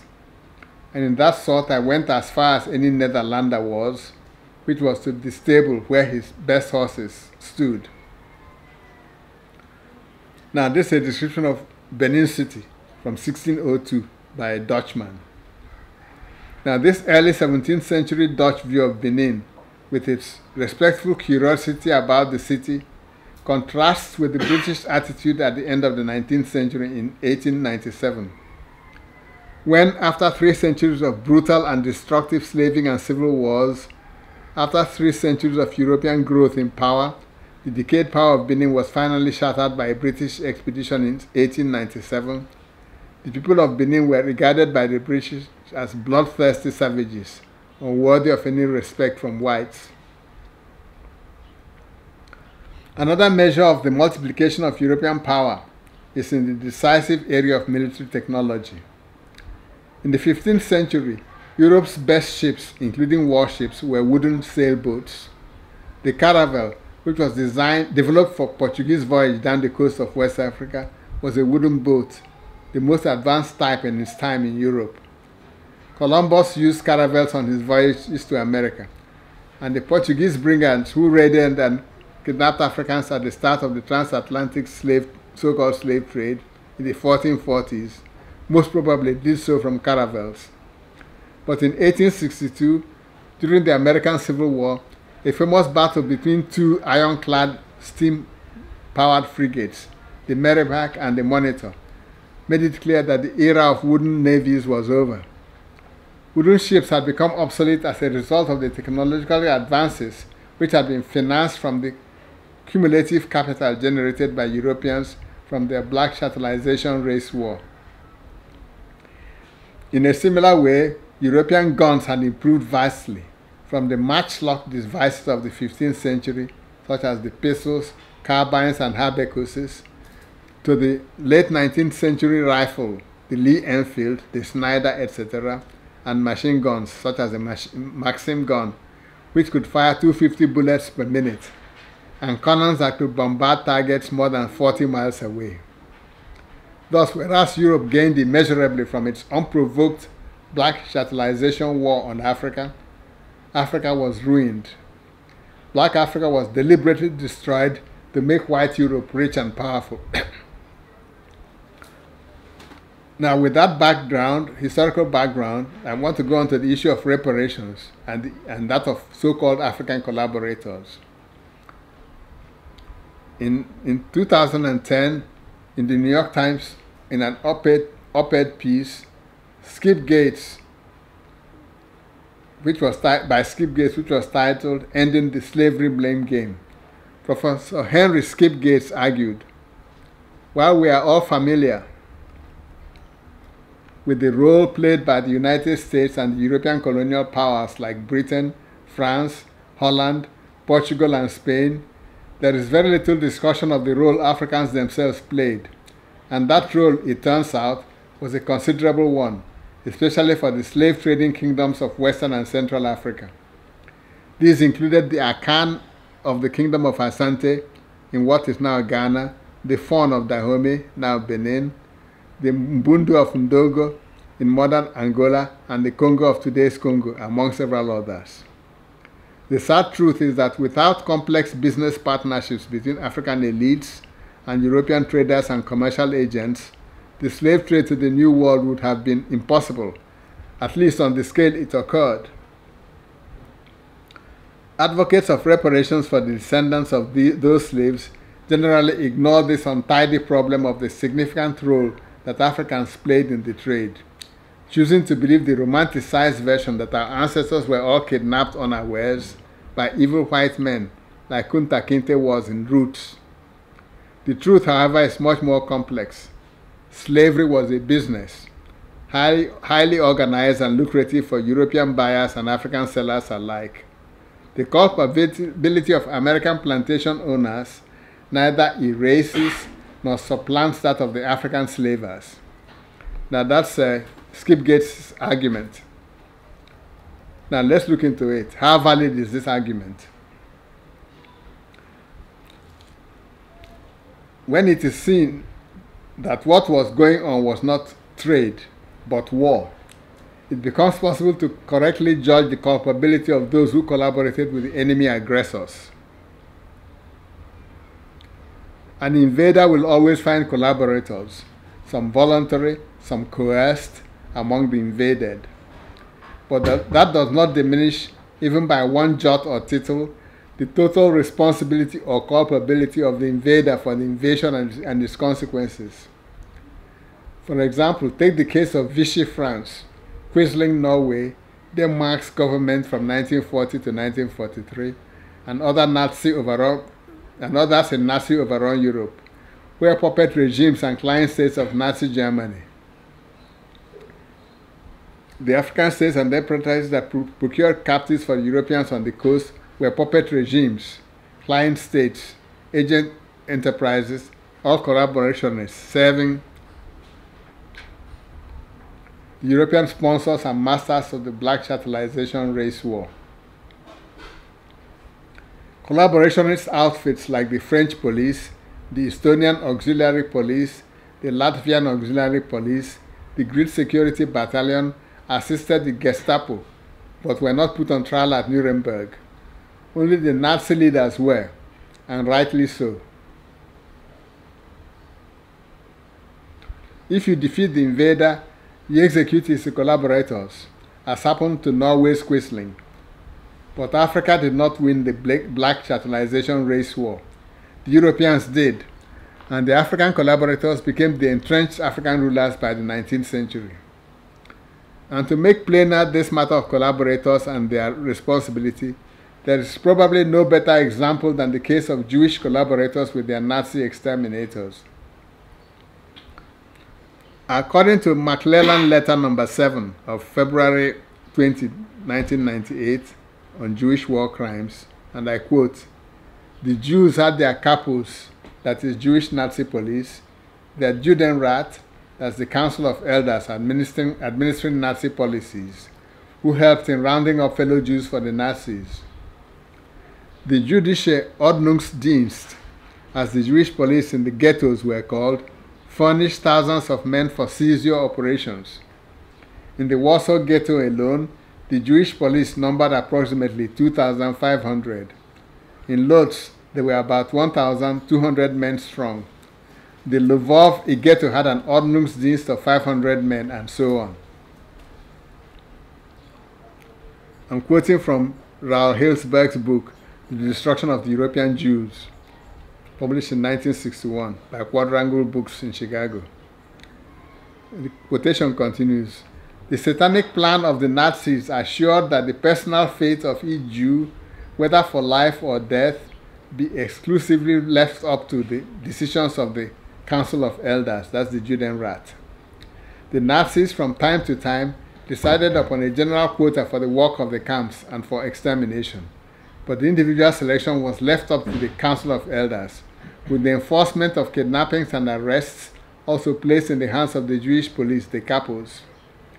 By this shrewd method, the Nazis were highly successful in accomplishing mass murder and poisoning the atmosphere of the ghetto through moral degeneration and corruption.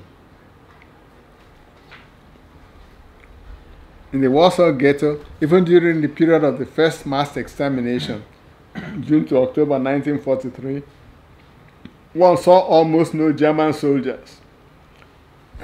Nearly all the work of administration and later the work of transporting hundreds of thousands of Jews to their deaths, was carried out by Jewish collaborators. The majority of the population of the ghetto hated the collaborators far more than the German Nazis. Every Jewish child was taught, and this saved the lives of some of them, if you enter a square from where there are 3 exits, one guarded by a German SS man, one by an Ukrainian, or by a Jewish policeman, then you should first try to pass the German, and then maybe the Ukrainian, and never the Jew.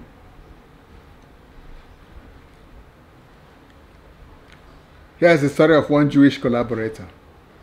Moldetsky, a leader of the Zionist Workers' Party, Poalai Zion, who was appointed head of the Council of Elders in Bedzin, and who over the course of years chose thousands of Jews for forced labor and extermination, succeeded in remaining alive. For the mass deportation, Moldetsky published a decree which was completely fraudulent and deceiving, in which he said, quote, "Jews, dress up in your holiday clothes and march joyfully to the gathering places mentioned above. no one is to remain at home. The Jews, in their innocence, obeyed him. The result was that people with large families, as well as the elderly, a total of 8,000, were sent to Auschwitz. In assessing the culpability of Africans for collaborating in the Black Chattelization War, we should not overlook the fact that the superior weaponry of the Europeans gave them the means to intervene in inter-African conflicts in ways that yielded captives for them. European slavers induced Africans to go get slaves for them by giving them the weapons to win their wars. This is what I was referring to earlier. They sold weapons to one side in a conflict, even on credit, to be paid for in slaves after successful campaigns. An extension of this method was the devil's choice the Europeans presented to any two neighboring African chiefdoms that were feuding or at war over land, cattle, or whatever. Here are these guns, and you know they will decide the battle. Take them and go get your enemy neighbor for us. Do that, or else we will give the guns to your enemy neighbor and they will come and get you instead. In other words, it's your enemy or you. The choice is yours. I wonder what Skip Gates would do if faced with that devil's choice. Dear reader, what would you do? What would a suicidal saint do? What would the average human being of whatever race or country do in that situation? Some African rulers, such as Queen Nzinga of the Angola in the early 17th century, are on record as having tried to evade the devil's choice by going to war against the powerful Europeans who forced the choice on them. Nzinga fought the Portuguese and their African collaborator allies until her death after 40 years of a war of resistance. But her successors were not successful at resisting the chattelization system. Such was the basic situation that the Europeans, with their demand for captives and their offer of superior and decisive weapons, imposed on the Africans. And this situation produced the African collaborators. And the choice was imposed on each and every time for the 4 centuries during the Black Chattelization War. For as long as Europeans demanded captives, any African collaborator who sought to stop would be quickly made to appreciate the consequences. There was no way to get around it. Your enemy, or even your neighbor and rival, or yourself, which shall it be? Which shall be made captive? That was the gun which Europeans held to the heads of the African collaborators to keep them in line. Now, the fact that thousands of Jews, probably tens of thousands, including community leaders who formed the Judenrats, like Moldetsky, collaborated with Nazi examination machine, has not led to claims that the Nazis did not have total culpability for the horrors they set in motion and profited from, and that therefore Germany should be excused to pay the payment of reparations to Israel. Why then should the fact that some black Africans collaborated in supplying black captives to European and American enslavers become grounds for diminishing or even abolishing the responsibility of the European governments, European slave merchants, and American planters for the transatlantic enslavement of Africans? That is the question which we must all ponder. As Maulana Karenga has correctly pointed out, and I quote, "The oppressor is responsible for our oppression, but we are responsible for our liberation. And part of our responsibility for our liberation is not only being responsible to and for each other, our lives and future, but also holding the oppressor responsible for the various ways he oppresses us and dares to deny it." So much for Henry Skip the Truth Gates and his collaborators' blame-shifting game to help our oppressors to deny their total responsibility for inflicting the Black Chattelization race war on us. And one last point. To those diaspora Africans who demand apologies from homeland Africans. Now, there are diaspora Africans who have animosity against homeland Africans, who quote-unquote sold us, as they claim. Their problem is that they accept the Eurocentric description of their plight. They believe in what the Eurocentrically misdescribed as the transatlantic slave trade. In light of the above rejoinder to Skip Gates, it presents an Afrocentric description of the so-called slave trade as the black chattelization race war.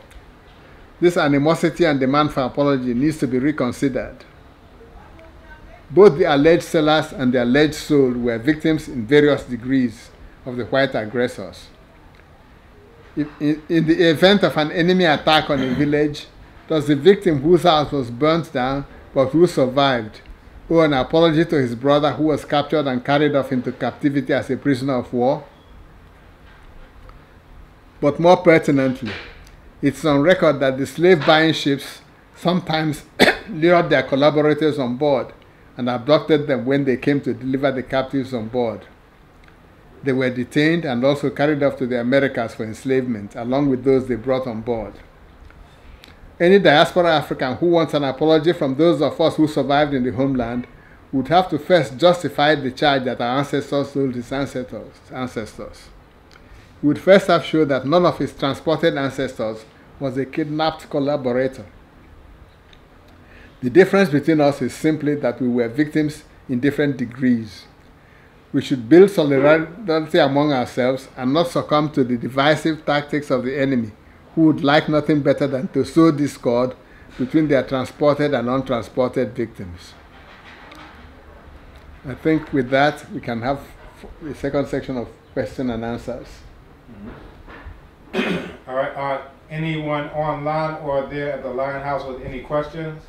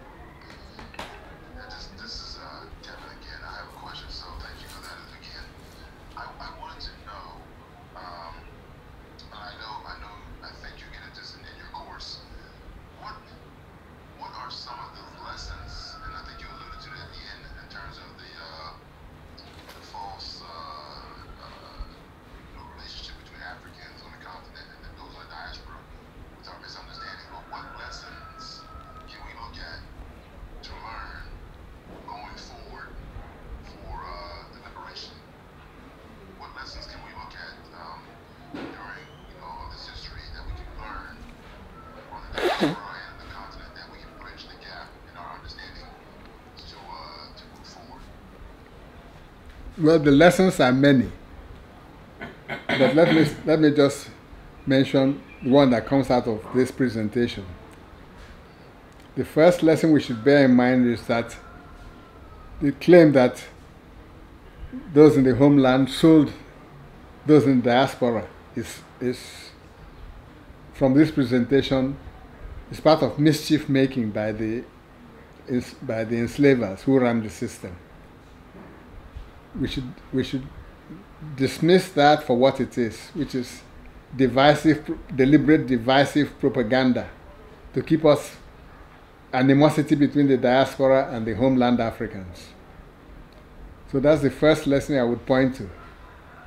We should instead see ourselves as victims, common victims. Like I point out, the villager whose house was burnt down but who survived and stayed on, and the one who was captured and sold after a battle. Neither of them owes the other an apology. Both were victims of different times and different degrees of the same battle. So people who are claiming that homeland Africans should apologize to the diaspora Africans are doing so on the basis of accepting the Eurocentric name for the system by calling it the slave trade, in which apparently somebody came and somebody just gave him some slaves he had in his store, which is false, which is not how the system worked. So this demand for apology, we have to get rid of it.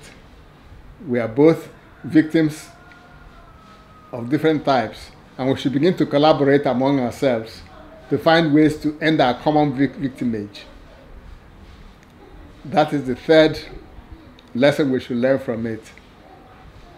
We are equally victims of different kinds, so what do we do together get rid of our victimage.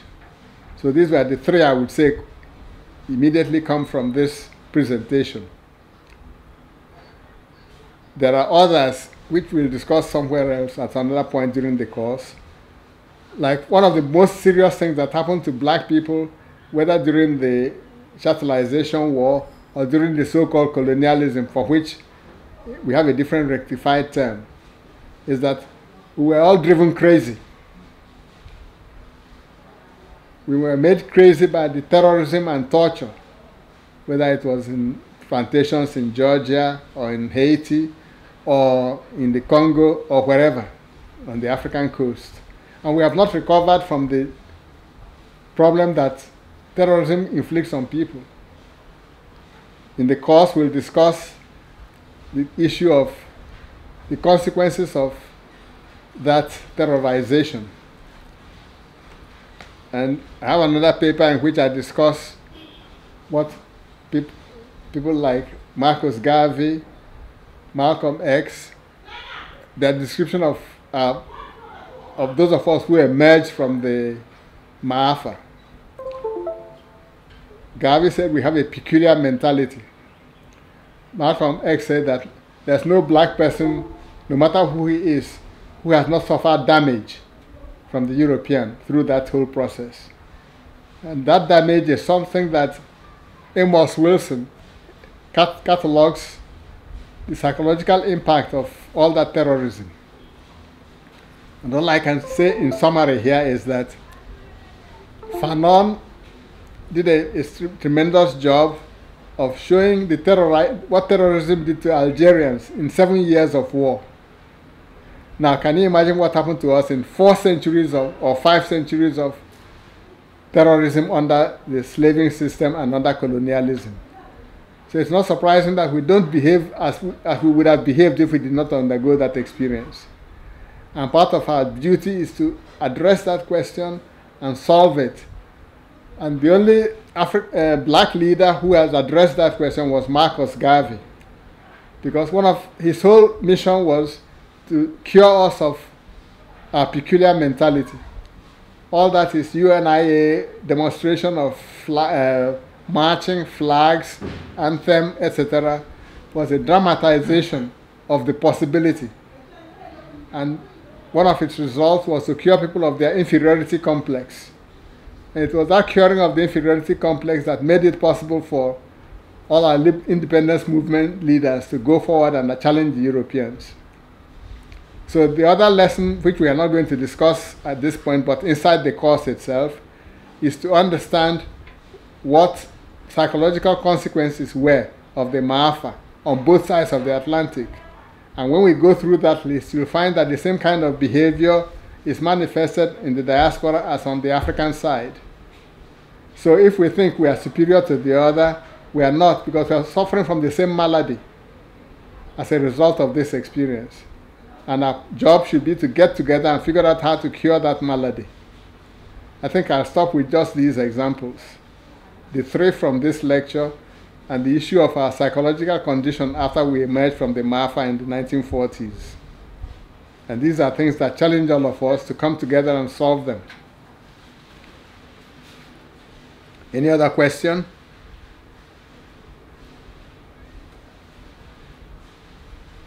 Anybody there? Any other question from those online? Can you all hear us? Yes, I'm still here. No questions, though. Just listening. No questions at the moment. Most of those who are here are no longer here.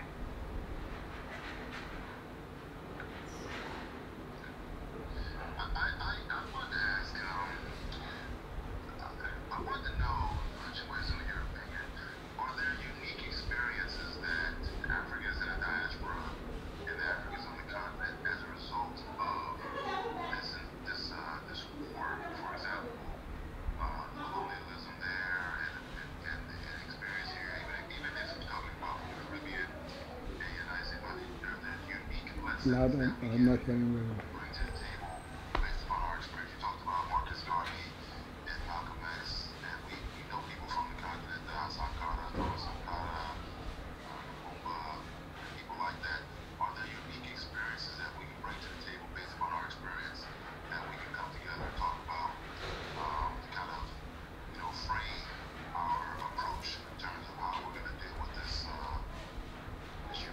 Unique to what? Unique to who? Unique in the sense that, I think because here in the United States, Africans live closer to the quote unquote, closer to the region in terms of our experiences directly, as opposed to maybe the colonialism there is a different experience. Then go back to rephrase your question, because Yeah, so I guess what I'm trying to say is, are there unique experiences as it relates to our experience or interaction directly here in the United States with Africans, like you said, Malcolm X or Garvey, who founded this UNIA here? Are there unique experiences that we can bring to the table based upon our proximity and interaction closer or from a remote in terms of like a colonialism environment that we can come together and discuss in terms of a unifying strategy, or just to bring the experiences to frame how we're going to deal with this enemy? well, I don't know if the word unique is not misleading here. The point is, whatever experiences the diaspora had should be brought to the table so that those in Africa will understand those experiences, and the African experiences should be brought to the table so the diaspora will compare also and find out whether the differences are significant or not. So the first thing is to compare experiences, and after comparing them, we can then see if there's anything unique to each side. But you can't be talking of unique until you've compared the experiences. So that's what that's the answer I would give at this point. Get down to talking and comparing experiences, and then you'll discover what you can do with those experiences.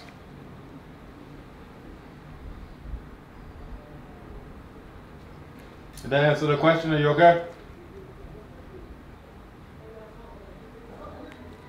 Are you okay with that? Yes, thank you very much.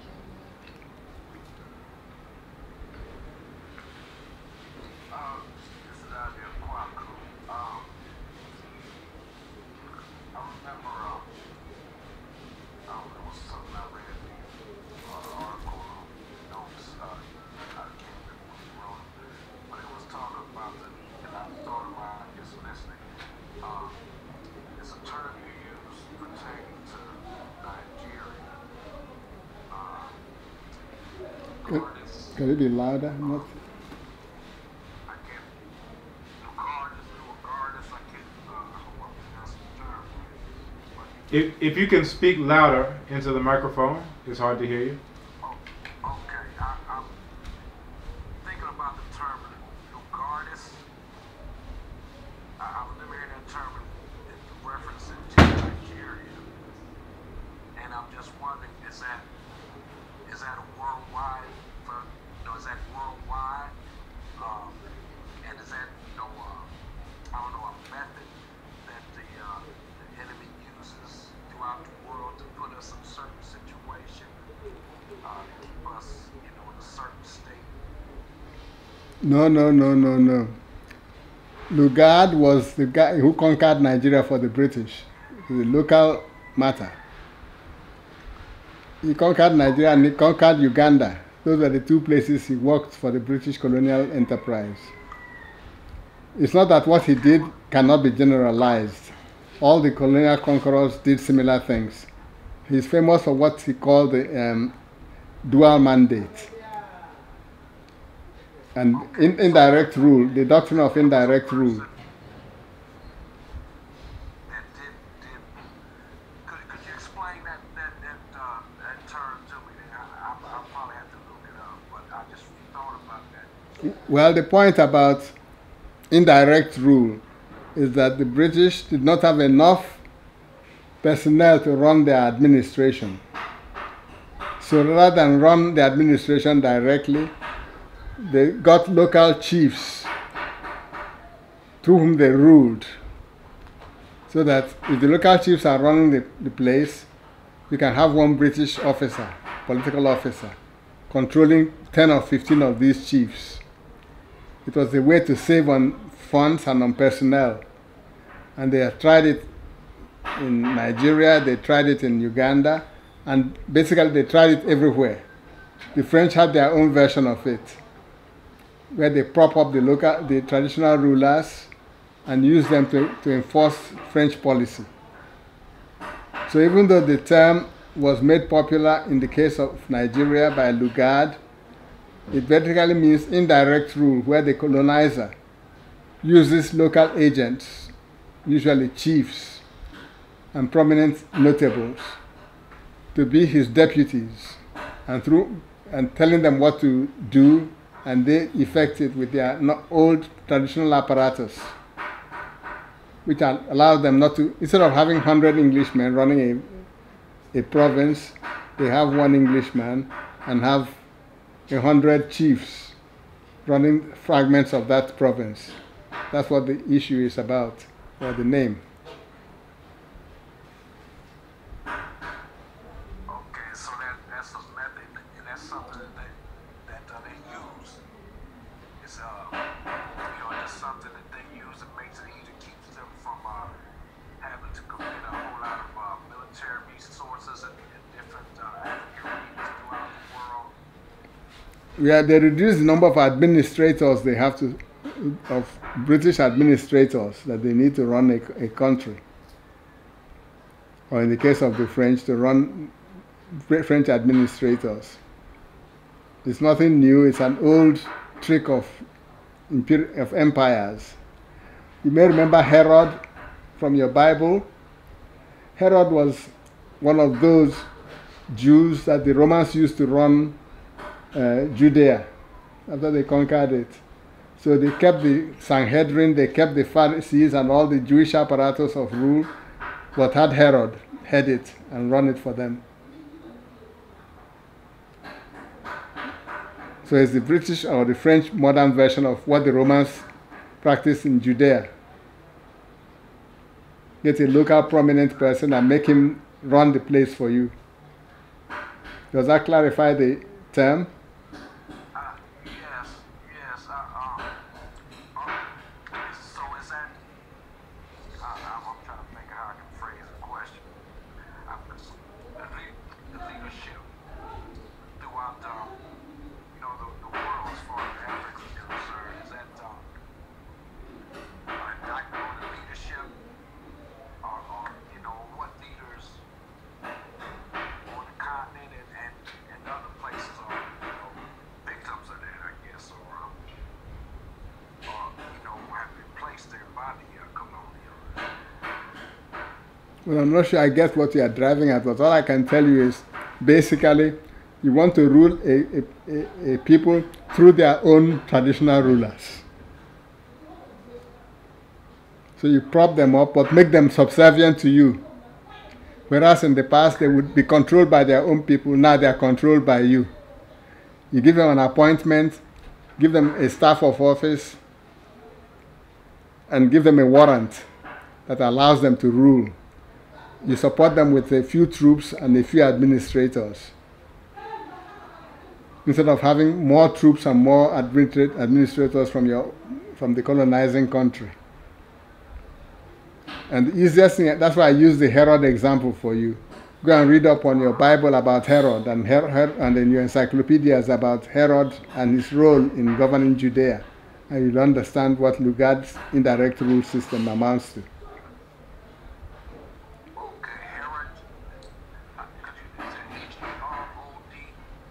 You didn't read your Bible about Herod and Jesus?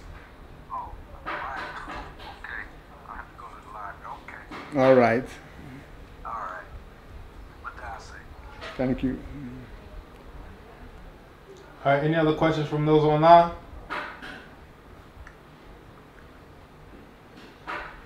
Let's call it a day. I'm tired. Listen. Okay. All right, so in that case, we're going to bring the session to a... Hello? Any questions from those online? I think at this point we're going to call it a day, so we appreciate Dr. Chinweizu for going through a little bit in terms of a snippet from the course entitled What Slave Trade?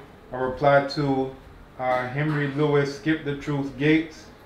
And, you know, I think what we've really seen is how he was mentioning indirect role, but we can even see the role of some of these collaborators such as Henry Louis Gates and others who are sent out to basically do a similar thing. They are sent to be the agents of, you know, our white enemies in various ways.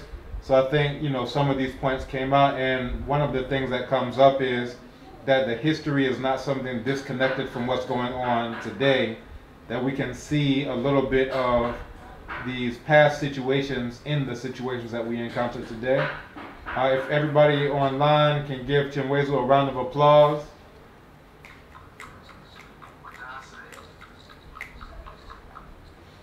All right, so we appreciate that, and we'll take it from there. The course itself, the full course itself, starts on April 17th.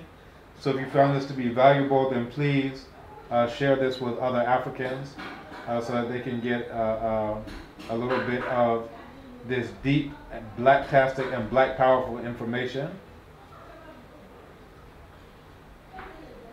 All right, so thank you very much for coming out. The guy in UK, where is he still there? Is there somebody on from the UK?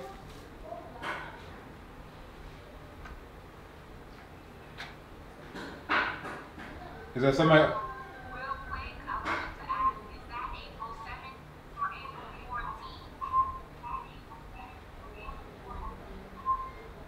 14th.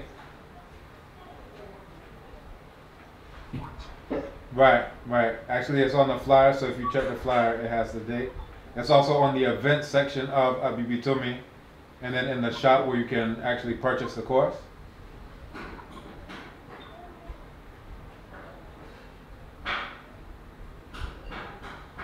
So Saturday, April 14th, from 2 to 4 p.m. GMT.